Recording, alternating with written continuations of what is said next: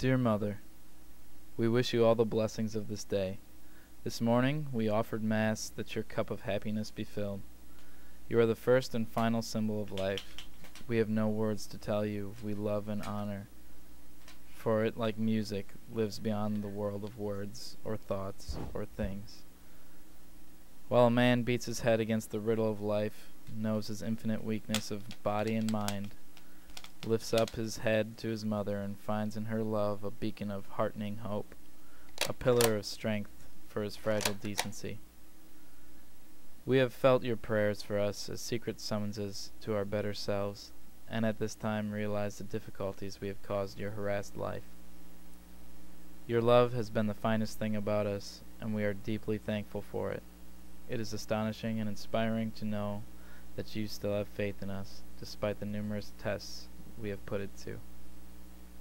If we can in any way repay you for your suffering and toil for us, then to that purpose we dedicate the remainder of our lives.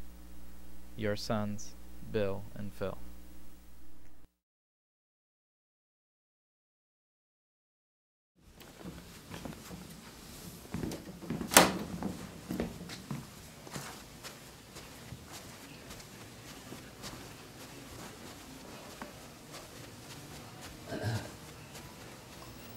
Phil was, of the two, is more of a letter writer, more frequent letter writer than Bill.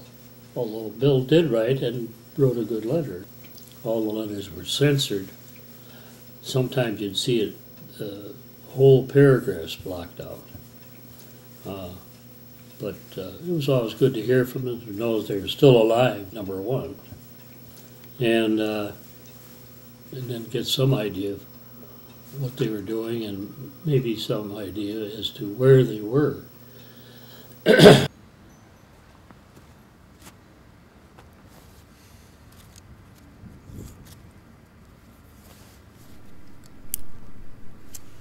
Dear folks, Phil came over last night, and I went down to B Battery with him to see some of the fellows. We had a bull session about everything in general. It certainly is a good thing that he can get a peep once in a while to keep up the family relations, or I'm afraid we wouldn't see each other very often. I read some of his recent mail. He seems to get ever so much more than I. I was glad to get the cigarette lighter that you sent. Thanks ever so much. Love, Bill.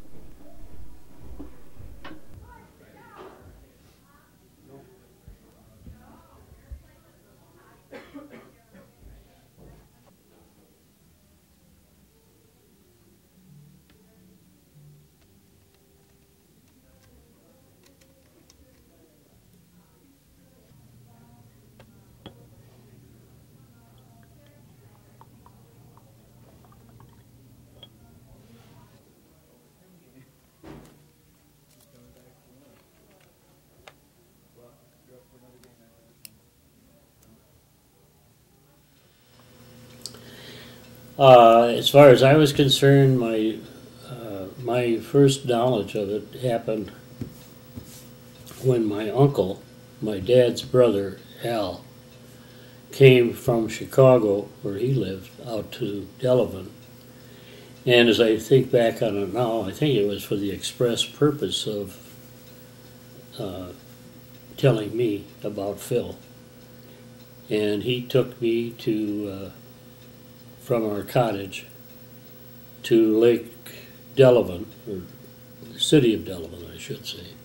And we went to church, and then after church we went to a diner where we had breakfast, and it was at that point that he told me about it. And was as gentle as he could be with news of that kind. And I thought he did a good job. Thinking back on it now, I thought he did a wonderful job.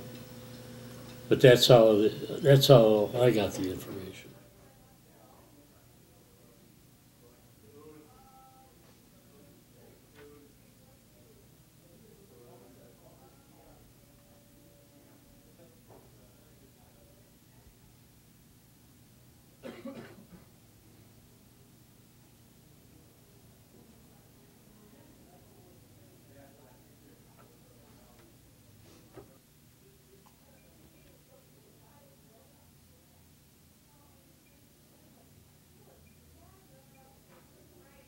He came home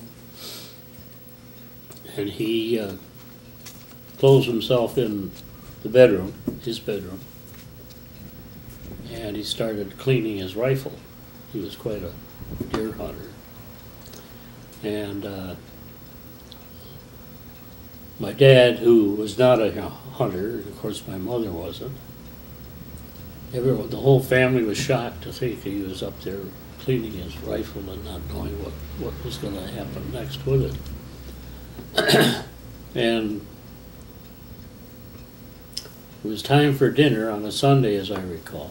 And so they thought it'd be a good idea to send me up there to get Phil down for dinner. I really wasn't, but I didn't know why I should be afraid. So anyway, I went up to the room, knocked on the door, and he said, "Come on in." And we sat down, I sat down on one of the beds in the room, and we talked for the longest time about what I can't remember.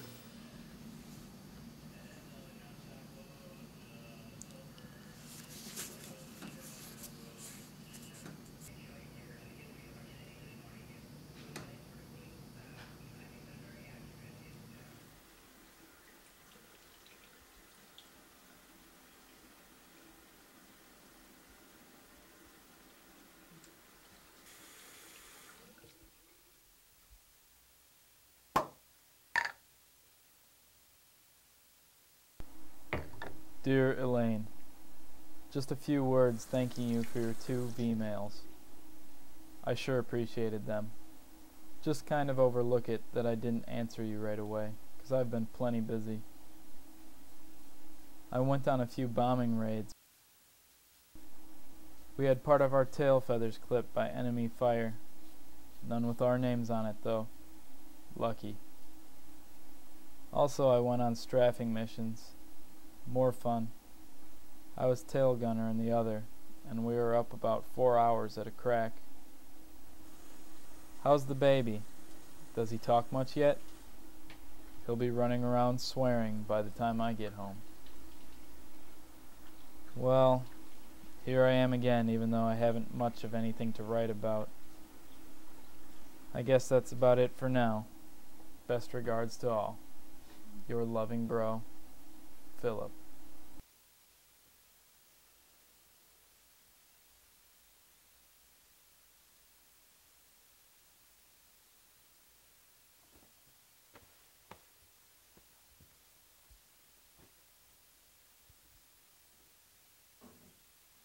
Phil was, I would say, my favorite brother. He treated me very well and included me in a lot of activities that he could at my age. Bill, on the other hand, was a tease to the point where he was actually mean. When he went off to the war, I thought, thank God. But I didn't feel that way about Phil because we were so close.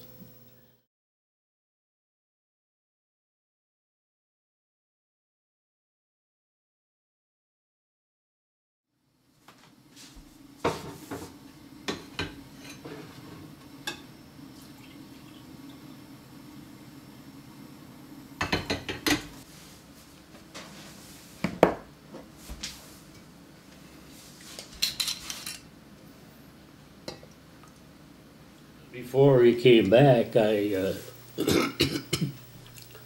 ashamed to say, but I felt, why was he spared and not Phil? That's how I felt about it. Because, as I said, he was such a tease and really so mean about everything. But when he came home, I was delighted to see him.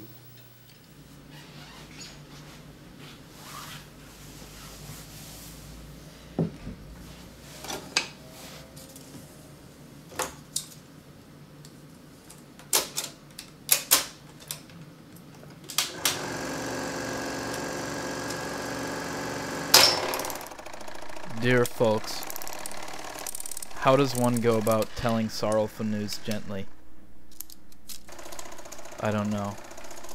Is the blow any heavier if I just blurt out the horrible truth? Phil is dead. Dead. It's not a nightmare from which I'll awaken, as I kept telling myself all day yesterday. They told me 10 times that it was true, but I couldn't believe it until I knelt beside the dirty white cross that marked his grave and felt of the dog tag marked Phil A. Dittman, 2065-2394. I cried then, harder than I ever have. Great long sobs that shook my whole body all along the muddy trail back. How then can I tell you not to feel too badly? What right have I to minimize our grief? He is gone, and nothing will replace him. There will be a little metal, but we can't put our arms around that. It won't laugh with us. I mustn't make it any worse for you, so I'll stop dwelling on the grief that is bursting my heart and tell you the details that I can. It might be consoling to know that it was over instantly for him. He didn't suffer, nor was his body mutilated. There's little else to tell. They say when things are quiet here, they'll move the body to a permanent cemetery. Well, I guess that's all, except that Chaplain O'Connor of the 127th Infantry buried him properly. Love, your son, Bill.